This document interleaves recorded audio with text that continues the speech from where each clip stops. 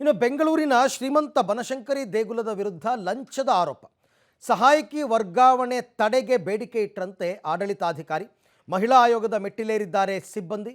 ಏನಿದು complete report ನೋಡೋಣ ಬನ್ನಿ. ಬನಶಂಕರಿ ದೇಗುಲದ ವಿರುದ್ಧ ಲಂಚದ ಆರೋಪ. ಸಹಾಯಕಿ ವರ್ಗಾವಣೆಯ ತಡೆಗೆ 30,000 ಲಂಚ. ಮಹಿಳಾ ಆಯೋಗದ ಮೆಟ್ಟಿಲೇರಿದ ಸಿಬ್ಬಂದಿ. ಬನಶಂಕರಿ ದೇಗುಲದ ವಿರುದ್ಧ ಈಗ ಲಂಚದ ವಾಸನೆ ಕೇಳಿ ಬರ್ತಾ ಇದೆ. ಸಹಾಯಕಿಯ ವರ್ಗಾವಣೆಯ ತಡೆಗೆ ಲಂಚ ಕೇಳಿದ ಆರೋಪ ಬೆಂಗಳೂರಿನ ಶ್ರೀಮಂತ ದೇಗುಲದ ಆಡಳಿತಾಧಿಕಾರಿಯ ವಿರುದ್ಧ ಕೇಳಿ ಬಂದಿದೆ. ಅಲಮೇಲಮ್ಮ ಎಂಬ ಮಹಿಳೆಗೆ ಬನಶಂಕರಿ ದೇಗುಲದಿಂದ ಬೇರೆ ದೇಗುಲದ ವರ್ಗಾವಣೆಯ ತಡೆಗೆ 30,000 ದುಡ್ಡು ಕೇಳಿದ್ರಂತೆ. ಕೊಡೋದಕ್ಕೆ ಸಾಧ್ಯವಿಲ್ಲ ಅಂದಾಗ ನನ್ನನ್ನ ವರ್ಗಾವಣೆ ಮಾಡಿದ್ರು ಅಂತೇಳಿ ಮಹಿಳೆ ಅವಲತ್ತುಕೊಂಡಿದ್ದಾರೆ.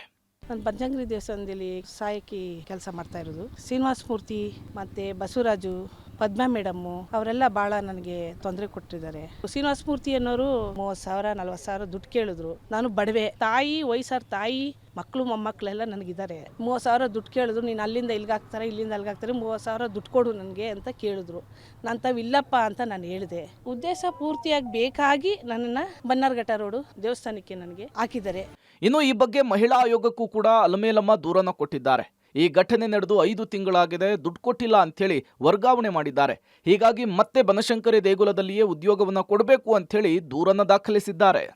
ಕೊಟ್ಟಿರೋದು ಅಂದರೆ ಶ್ರೀನಿವಾಸ ಮೂರ್ತಿ ಮೇಲೆ ಕೊಟ್ಟಿದ್ದೀನಿ. ಇವರೆಲ್ಲ ನ್ಯಾಯ ನನಗೆ ದೊರಸ್ಕೊಡ್ಲಿಲ್ಲ ಅಂತ ಇಲ್ಲಿ ನಾನು ಕೆಲಸ ಮಾಡುತ್ತಾವು ಲಕ್ಷ್ಮೀ ಮೇಡಮ್ ಕೊಟ್ಟಿದ್ದೀನಿ, ಅದು ಕೊಟ್ಟಿದ್ದೀನಿ. ದಯವಿಟ್ಟು ಮೇಲೆ ಅಧಿಕಾರಿಗಳು ಕೈ ಮುಗಿತೀನಿ, ನನಗೆ ಬನಶಂಕರಿ ದೇವಸ್ಥಾನಕ್ಕೆ ಹಾಕೊಡಿ.